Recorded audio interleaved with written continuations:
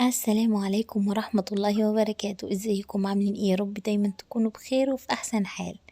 لو لسه ما ابتديتيش في تنظيفات رمضان، يلا بقى شدي الهمة وتعالي ابدأي مع اختك. ان شاء الله بإذن الله هنعمل روتينات قوية لتنظيفات رمضان تعجبكم، وان شاء الله بإذن الله تخرجوا من الفيديو وانتم مستفادين بأمر الله. عايزة اقولك لو مكسلة، لا خلاص ما بقاش في وقت، خلاص ارمي الكسل على جنب بقى وقولي اعوذ بالله من الشيطان الرجيم، وتعالي ابدأي معايا بقى ان شاء الله بإذن الله. انا ببدأ تنظيفات رمضان خفيف خفيف. يعني ايه خفيف خفيف؟ يعني مش بهلك نفسي كله لا في يوم ولازم اخلص كل حاجة في نفس اليوم، لا.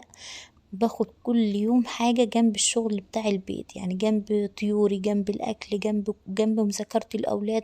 باخد حاجة حاجة، وإيه بحيث إن أنا يعني أول ما يدخل رمضان تبص تلاقي عندي كل حاجة، اللهم بارك، مفحفحة ومزهزهة كده من النظافة.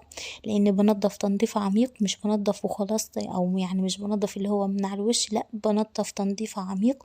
بقلب الحاجة بمعنى أصح. يعني زي ما انتوا شايفين النهاردة روتين النهاردة، اول حاجة هعملها في تنظيفات رمضان هي سجادة المطبخ. هاخد السجادة وهغسلها غسلة معتبرة، بحيث ان انا احطها بقى على جنب كده. الحاجة لما بتبقى ليها فترة ما فردتهاش بيبقى لها رونق تاني. انا مش هفردها غير على رمضان ان شاء الله، بحيث ان هي تبقى حاجة كده، يعني ليكي فترة ما فرداش سجادة في المطبخ، ولما تيجي فردة كده بيبقى حاجة ليها يعني ليها زهوتها بمعنى صح. يلا نصلي على الرسول الكريم، اللهم صل وسلم وبارك على سيدنا محمد وعلى آله وصحبه وسلم. زي ما انتوا شايفين بدأت يومي. أول حاجة عندي كيلو لبن، قلت هعمل زبادي. الزبادي اهي موفرة ما شاء الله، اللهم بارك، أحسن ما بنجيب العلبة ب4 جنيه. يعني علبة الزبادي الواحدة على طب ما أنا أجيب علبة وأجيب معاها كيلو لبن واعمل شوية زبادي، اللهم بارك. يعني بص عندي 6 كوبايات وهجيب تاني 7 كوبايات، الكيلو بيعمل معايا 7 كوبايات وكمان يعني بيبقوا ملانين. وكوبايات كبيرة ديت كوبايات كبيرة. يعني لو هنعمل من علبة الزبادي دي هنعمل اكتر من 10 علب زبادي، والله لو عندنا كوباية المقاس بتاع علبة الزبادي دي هنعمل اكتر من 10 علب.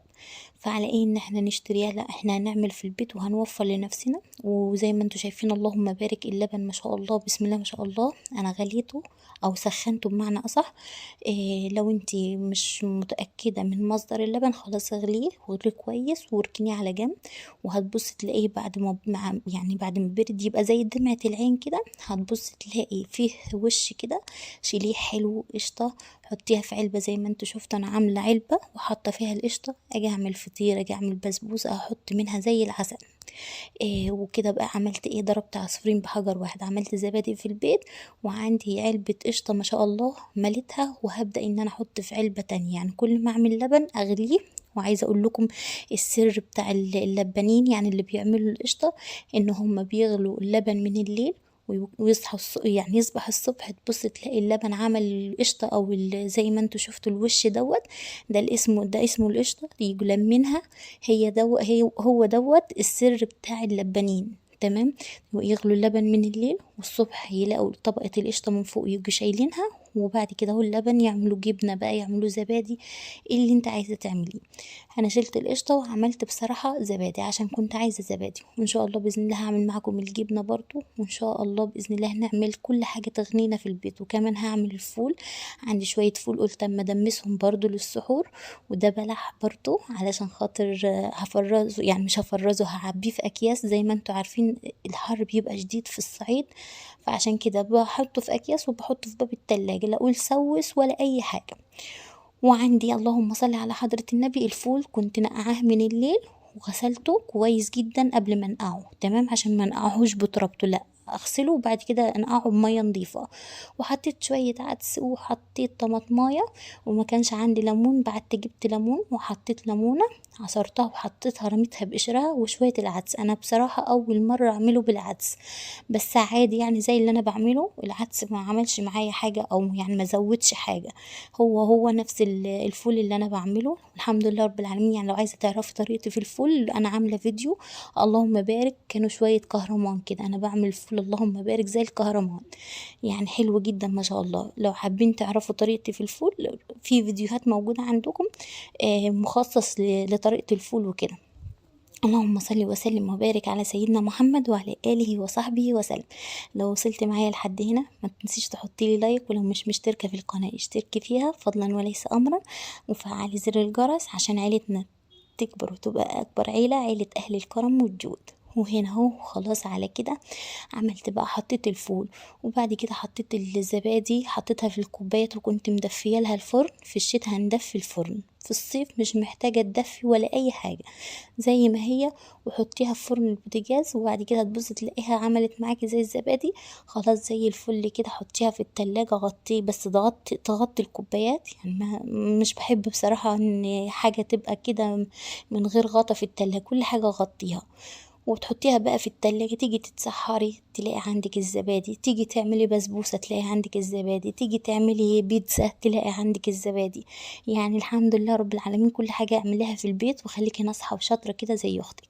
ولميت بقى السجادة، قلت خلاص بقى شطبت بقى المواعين والكلام ده كله، وقلت تعالي انتي بقى اول تنظيفاتنا لازم نبدأ بالسجادة. كانت شايلة كمية، يعني مش عايزة اقول لكم بصراحة، كانت جايبة اخرها ومطربة ومتبقعة وحالتها حالة. جبتها بقى لينتها واستنت لها شوية على بال ما لفت لي لفة كمان. اطمنت بقى على الفول وقفلت الحل عليه والكلام ده كله. وكنت لينتها بمية علشان خاطر لو فيها اي حاجة اكل او اي حاجة وقع عليها تكون لانت معايا. وبعد كده اهو جبت المكنسة بتاعتي دي، ولو عندك اللي هو اللهم صل على النبي مكنسة فرشة اي حاجة انت بتغسلي بس السجاد، وامسكي بقى سجادة المطبخ بصي وبمية سخنة وكلور وكل اللي عندك حطهولها واغسليها غسلة معتبرة. وما تفرشيهاش غير لما يقرب رمضان، عشان تنظيفات رمضان كده تبدأي تفرشي بقى وتعملي اللي هو اللمسات الأخيرة. هتبقى حاجة حلوة ما شاء الله اللهم بارك، وتبقى لها زهوة. وطبعا ده شهر الخير، يعني يا رب يا رب يجعل أيامنا كلها خير وسعادة وهنا وفرح يا رب. وبصوا بقى وبمية سخنة ويمين وشمال لحد ما خليت السجادة بتقول ارحميني، كفاية على كده. اللهم صل وسلم وبارك على سيدنا محمد وعلى آله وصحبه وسلم. وحطيت بقى المسحوق بتاعي وكلور، لو كلور ألوان، لو سجادتك يعني ألوانها زاهية من اللي هو البينك والكلام ده كله، لكن أنا عادي ما جربت معاها الكلور اللي هو الأبيض والحمد لله ما عملهاش أي حاجة. وبصوا بجيب بقى المساحة وبنزل المية، شايفين المية لونها معكر ازاي؟ بقول لكم ان هي كانت شايلة يا عيني. وفتحت بقى المية عليها يمين وشمال لحد ما نطفت معايا اللهم بارك، وبقت ريحتها زي الفل. واخدتها بقى على السطوح ونشرتها في الشمس السخنة، الايام دي الشمس سخنة. نشرتها بقى في الشمس السخنة لما اللهم بارك بقت مزهزهة كده بصراحة، يعني هتبقى عسل ان شاء الله بإذن الله ومنورة لما افردها وهوريها لكم. وكده اكون عملت اول خطوة في تنظيفات رمضان، وهي بدأنا بسجادة المطبخ وعملنا الزبادي مع بعض وعملنا الفول. كل يوم وانت بتعملي حاجة في البيت، شغل البيت العادي، ابدأي هاتي ضلفة مطبخ، هاتي سجادة، الكلام ده كله. وده كان الروتين بتاعي. يا رب يكون عجبكم، والسلام عليكم ورحمة الله وبركاته.